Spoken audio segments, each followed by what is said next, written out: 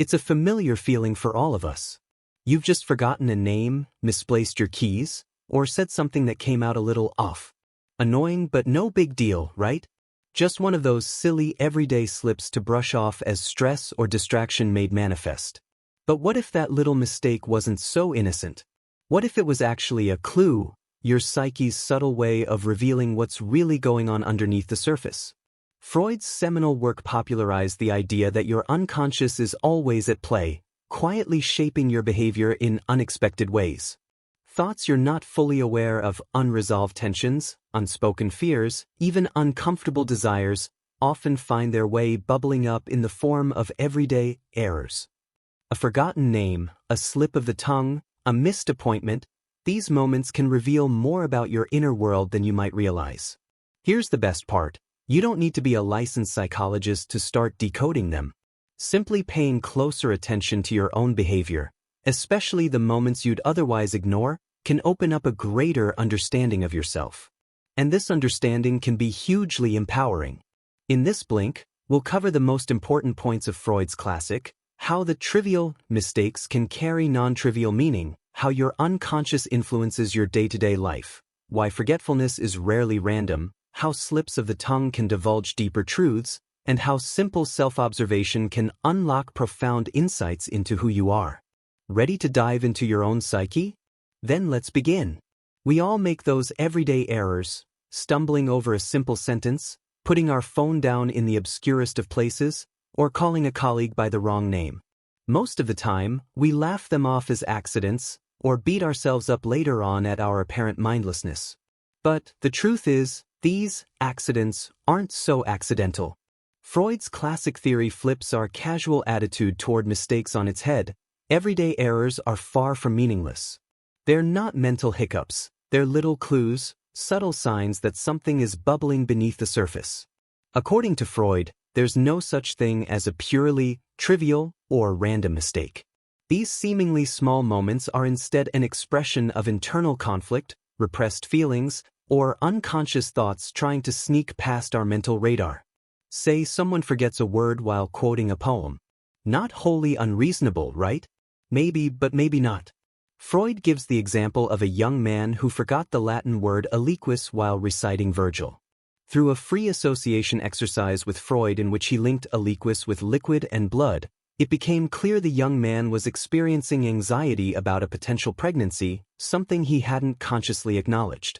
That kind of forgetting isn't just forgetfulness. It's a psychological compromise.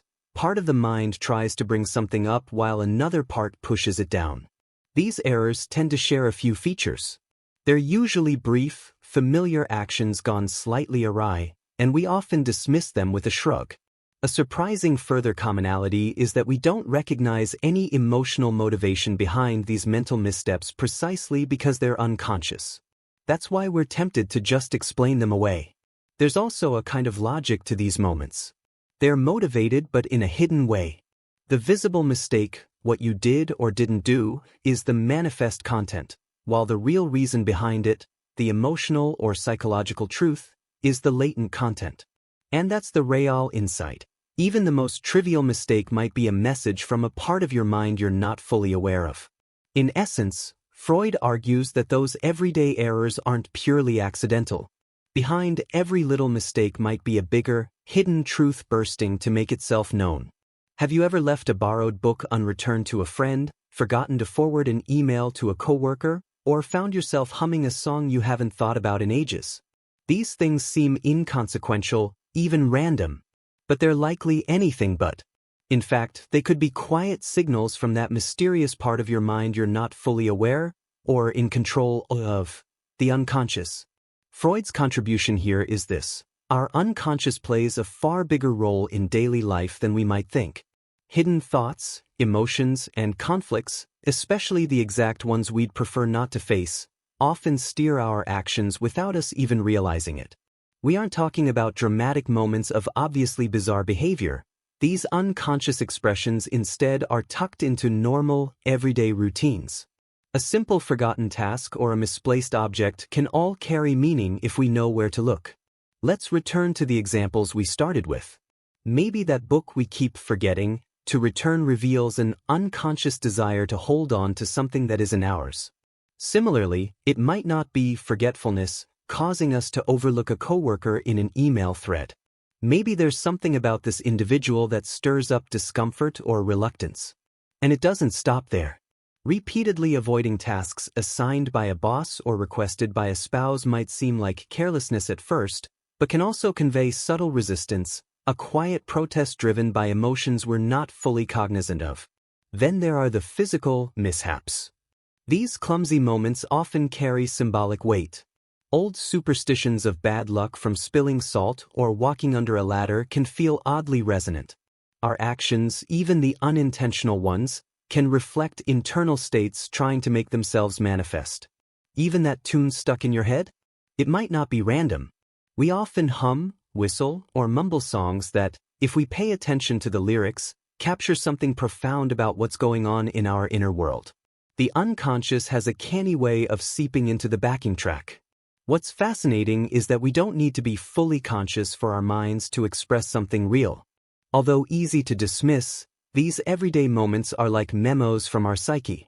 If we slow down and pay attention, they start to reveal the deeper stories we're carrying just out of view. Let's dive a little deeper into the phenomenon of forgetting. When was the last time you forgot something, whether an appointment, bill, birthday, name, or otherwise? Last week? Yesterday? A few hours ago? It happens. But sometimes, with some reflection, our forgetfulness reveals itself to be a little too specific, a little too well-timed. What if, in line with Freud's theory, our forgetting isn't forgetting at all? What if it really is our mind's quiet way of saying, let's not go there right now? Freud posited that forgetting frequently serves a psychological purpose. We can't simply chalk these instances up to being overwhelmed or scatterbrained. Sometimes, forgetting is a subtle form of self-protection, a way of avoiding discomfort, emotional conflict, or a particular stressor. Our brain isn't dropping the ball, it's very intentionally choosing not to pick it up. Names are probably the most common case. Forgetting someone's name might help you temporarily forget the anxiety, hurt, or jealousy you associate with them. You might even forget where they work or where you last saw them.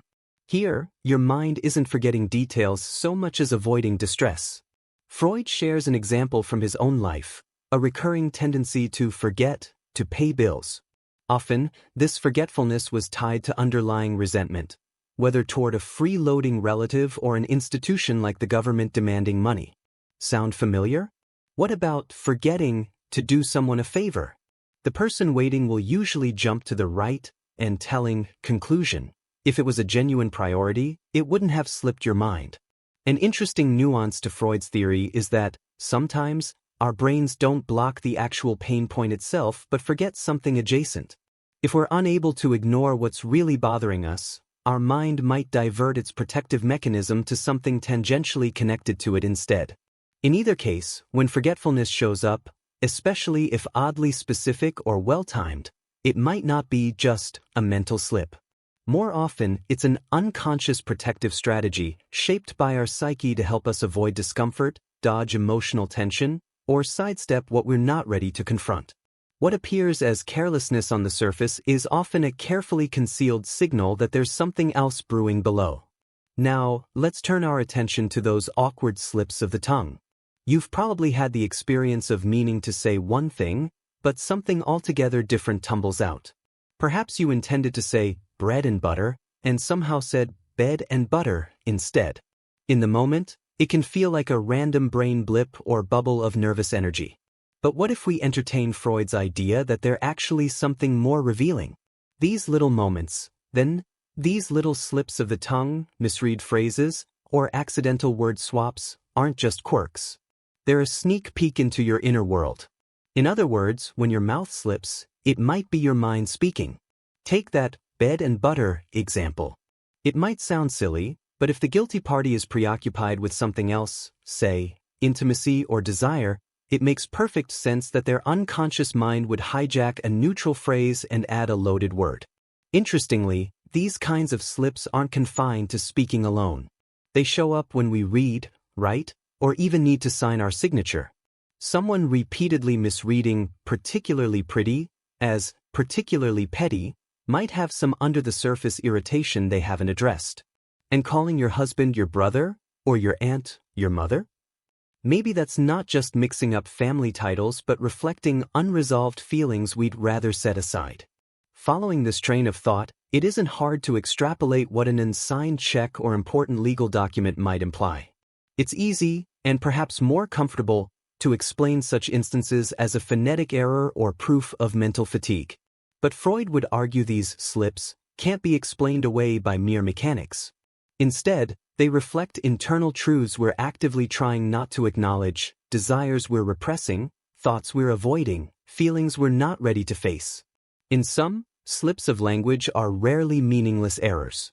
More likely, they're a subtle but telling expression of your unconscious mind. Whether it's a wrong word, a repeated misreading, or a verbal mashup that hits a little too close to home, these moments communicate thoughts and feelings that the conscious mind actively tries to keep in check. Far from being random, these slips are clear signals that the deepest parts of our psyche are always trying to speak. So, we've talked about how everyday mistakes can reveal hidden thoughts, but there's another layer to this. You don't need a Freud to start uncovering them. One of the most powerful tools for understanding your unconscious mind is readily available: your own attention. By becoming aware of these minor errors and observing them with curiosity instead of ambivalence, you can slowly start to decode what your psyche is seemingly so desperate to express. In this way, you can turn even the smallest slip into greater self-knowledge. Freud's assertion that nothing in our inner life is random or accidental wasn't just a groundbreaking contribution to theory, it offered a practical tool. Freud certainly walked the talk in this respect, famously turning his analytical tools on himself, and, much to their displeasure, his friends and family exploring his own slips and forgettings. He treated them not as flukes but as clues.